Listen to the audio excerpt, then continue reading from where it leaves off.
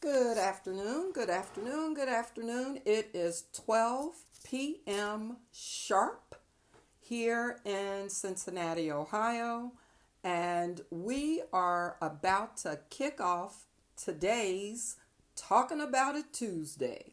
I am your host, Shahida Akbar. I am the founder of Live Fit Solutions, Mind, Body, and Spirit, where we strive to help everyone who is a part of our group to be as fit as they can be, both mentally, physically, and spiritually.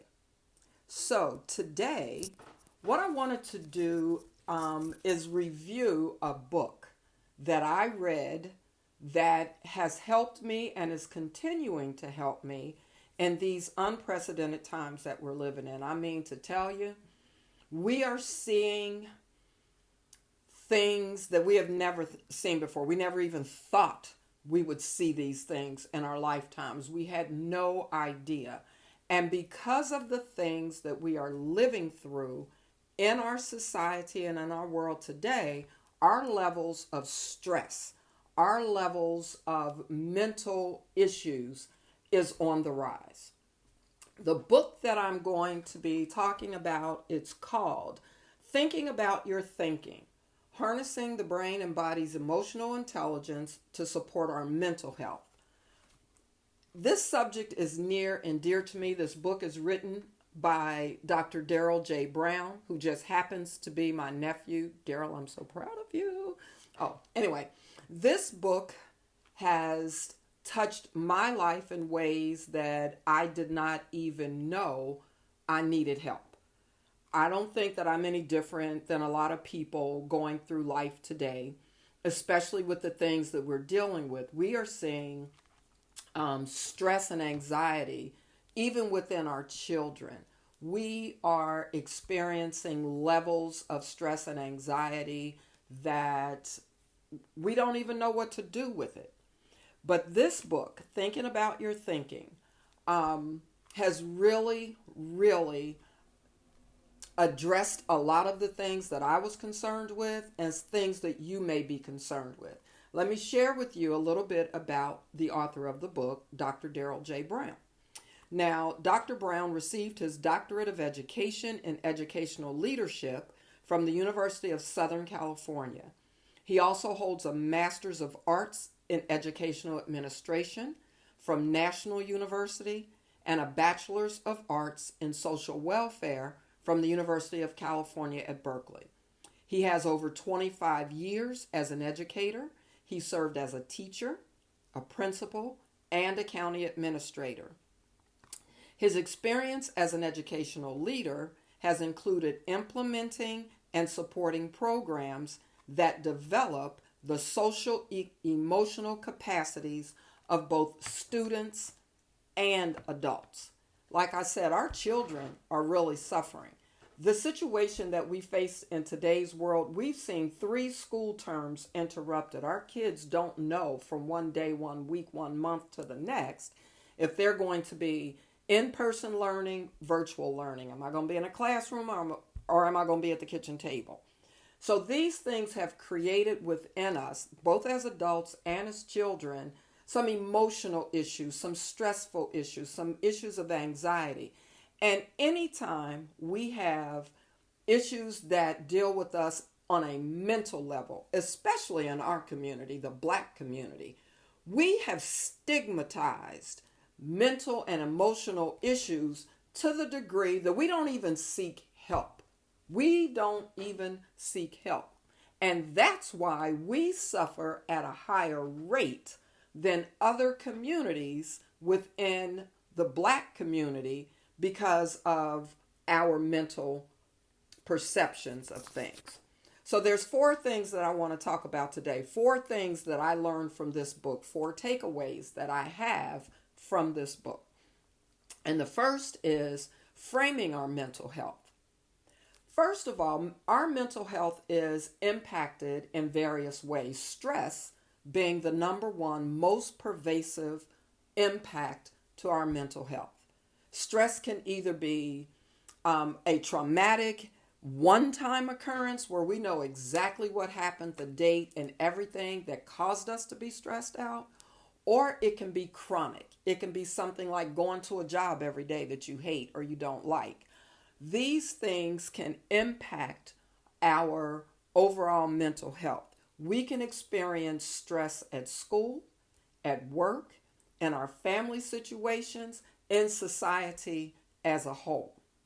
The second thing that frames our mental health is depression. In today's world, we are seeing so many people who are now suffering from depression. Depression can be a loss of something that you really, a loss of interest, should I say, in something that you really enjoyed before. You don't even participate in it anymore. It can be a change in your eating habits or the way you take care of yourself from a hygiene perspective. It can be trouble sleeping, or on the flip side, it could be sleeping all the time. But depression is another way that impacts our mental health. Another thing that impacts us is anxiety. Anxiety can be defined as excessive nervousness, it can be fear, it can be worry. Anxiety is the thing that is impacting our children. Think about it. Our kids are worried whether or not they're going to get sick, whether or not their parents or their grandparents are going to get sick. They're worrying about whether or not they're going to be in a classroom. Are they going to be at home? Are they going to be able to interact with their friends and have sleepovers and do all the things that kids like to do? In today's world, we are creating a society of children who are suffering from anxiety.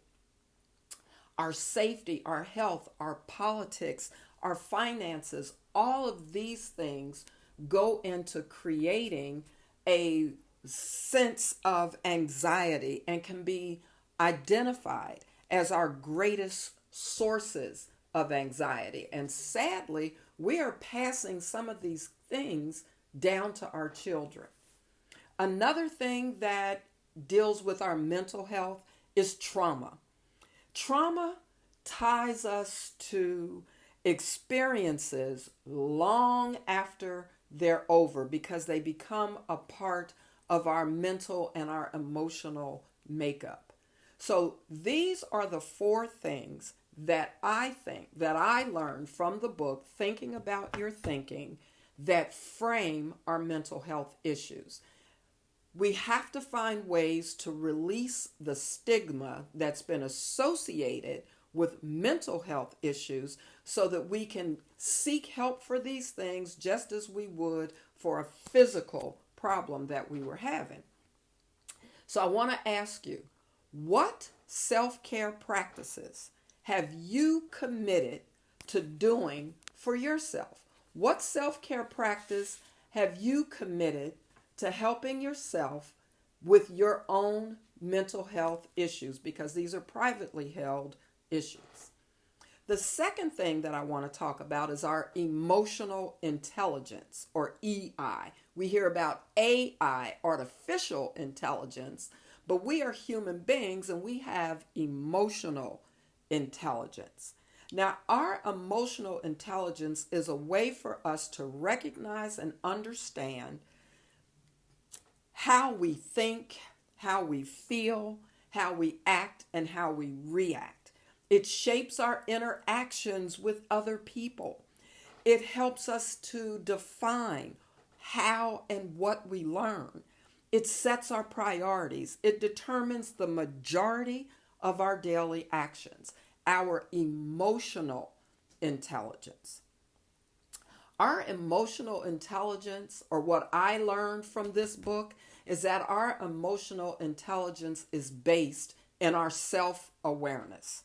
Our self-awareness is how we see ourselves. How do we see ourselves clearly? Do we make better decisions because of how we see ourselves? How we can become better people in our relationships, whether they're relationships with a loved one, a husband, spouse, or wife, or whatever. If it's a relationship with your coworkers, your employer, or relationships with your children. It could be girlfriend relationships. Whatever it is, our own self-awareness helps to frame how we see ourselves. How do we frame that? It's called reflection. We have to do inside work. A lot of us don't even know where to begin with trying to do inside work. You can begin to do inside work by picking up a book like this one, Thinking About Your Thinking, and reading that book and not being afraid to apply what you're learning in the book to your own self, not being afraid to be honest with yourself about your own emotional intelligence. So I want to ask you, take the time to sit down with yourself and identify what are your strengths and what are your weaknesses. This will help you to be able to identify your emotional intelligence. A third thing that I want to talk about is understanding the mind-body connection. Now, in a very real sense, we have two minds. We have a thinking mind and we have a feeling mind. A thinking mind engages us from the top down, where our thinking brain regulates our nervous system. For instance, in your mind, you may feel a certain mindfulness that causes you to calm down in your physical body. If you feel nervousness, it may cause you to rev up in your physical body. So from the top down engages us from our thinking brain down through our nervous system. Then there's from the bottom up, where our nervous system is the first influence on our thinking. Our heart beats faster, so our mind starts racing. We have strong emotions. We have to understand that our minds and our bodies are connected. What goes on in your mind is going to affect your body. What goes on in your body is going to affect your mind. That's why you hear people who have achieved certain levels of success. You hear scholars say mindset is so much more important than the how-tos. Mindset is 80% of the equation, where the how-tos is 20%. We can control a lot of what is going on in our body by controlling what is going on in our mind. A lot of people achieve that through meditation. Why? Because meditation helps to quiet the mind. It helps to quiet the noise that's going on inside. It keeps your mind clear while supporting more focused thinking. The clearer we are in here, the calmer we are in here. Now, most mental health things supports a top-down approach. The mind first, the body next. It engages our thinking, and then we talk about things through therapies and other ways to engage our bodies, so that we don't feel anxious, so that we don't feel scared, so that we don't feel fearful. We have to start, in our brains. Now, our thinking, at least this is my take. This is what my understanding is that our thinking is the conscious product of our brain and our body processing information. It's our perceptions. It's our memories. If we work on our mental health to improve how we feel, the truth is that we will truly feel better if we improve our mental health. If we improve our thinking, our body is going to follow, okay?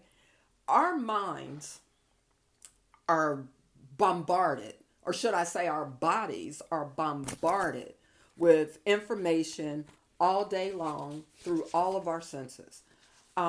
We can't filter all that information in our mind, even though it's coming at us fast and furious. I'll give you an example of what I'm talking about. If you are in a room and there's conversations going on all around you, you can hear the murmur of these conversations while you are engaging in your own conversation. But if your mind hears something that sounds like your name, you immediately turn to look and you think, did somebody just call my name?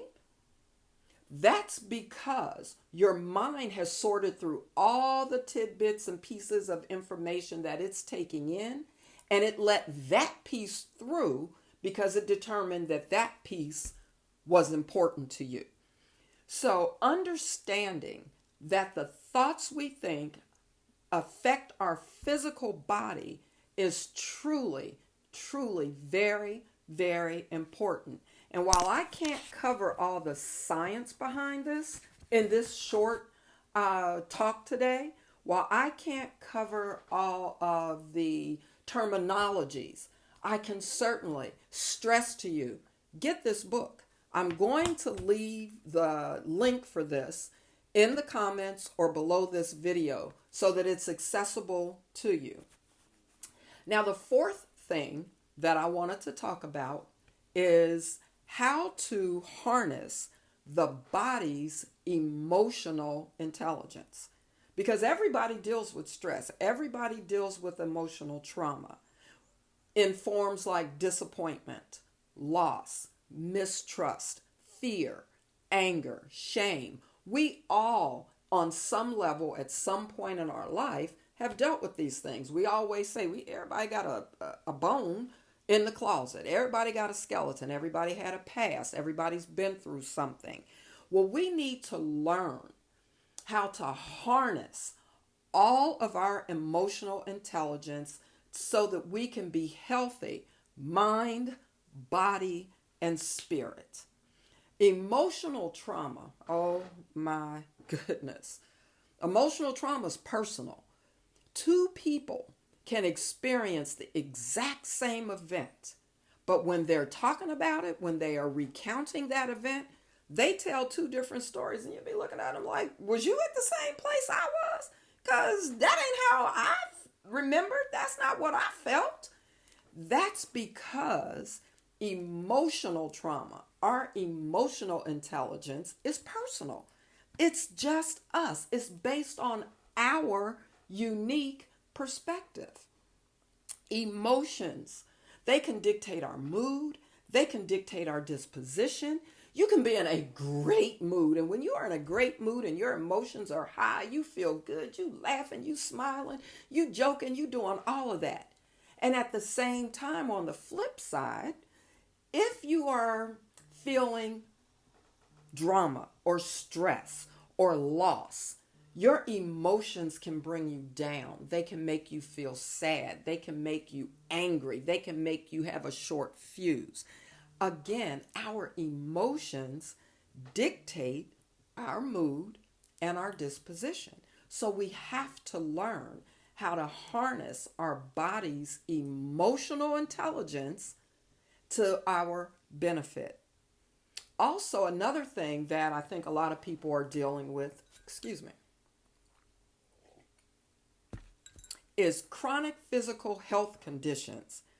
Chronic physical health conditions can be attributed to our mental health. I'll give you an example of what I mean.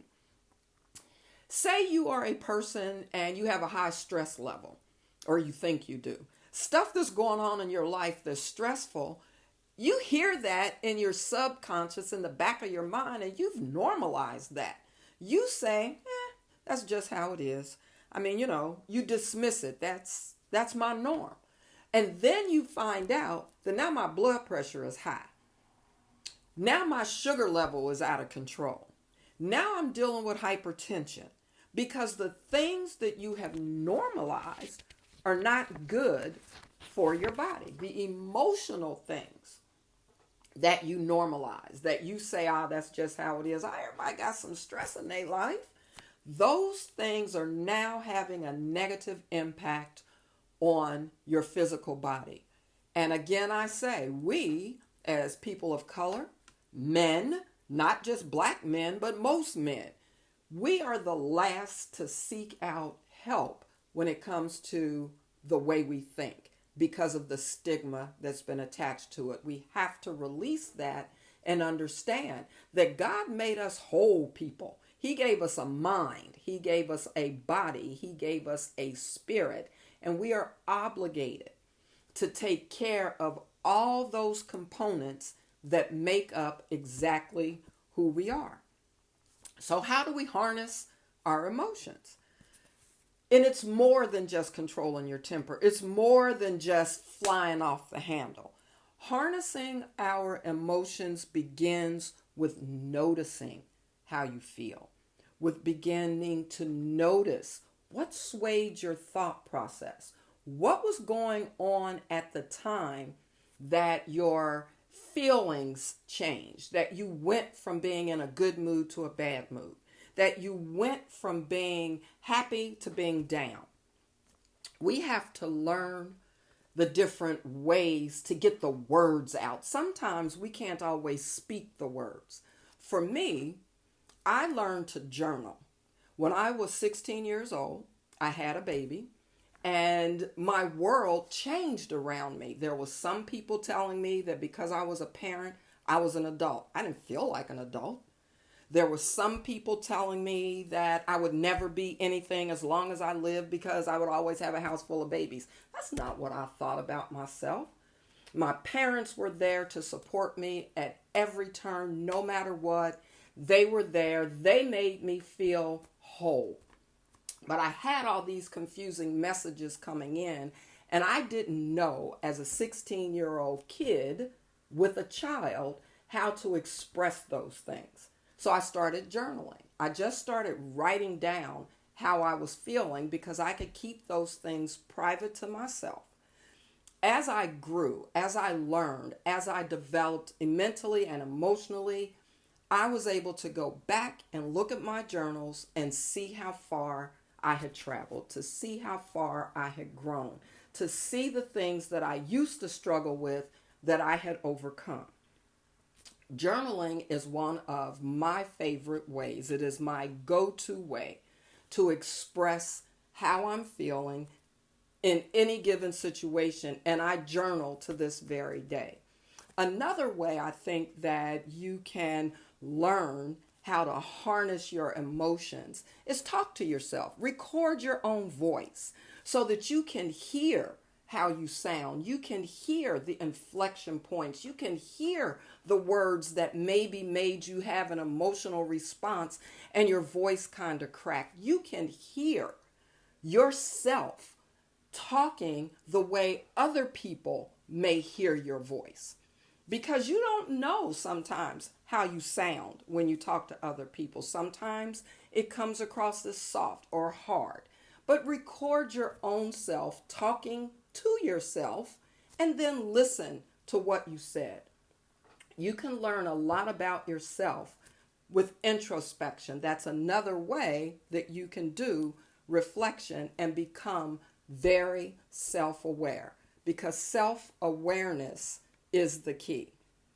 Now, again, I say, I can't cover everything that's in this book, but Dr. Brown certainly gave us the framework from which to begin to understand how the way we think affects our total being. It affects our mind, it affects our bodies. So I want to say thank you to Dr. Brown for writing the book, number one, for always being there to educate, to offer support. I want to say thank you to you, and I hope that you, the listeners, gain something from this Facebook Live, from this Talk About It Tuesday, because we are living in unprecedented times. We have to face things that we never had to face before, and we have to find new, different, and better ways of coping with the outside stressors that we all have to deal with. So until we have an opportunity to talk again, I just want to say to you, I love you and be well.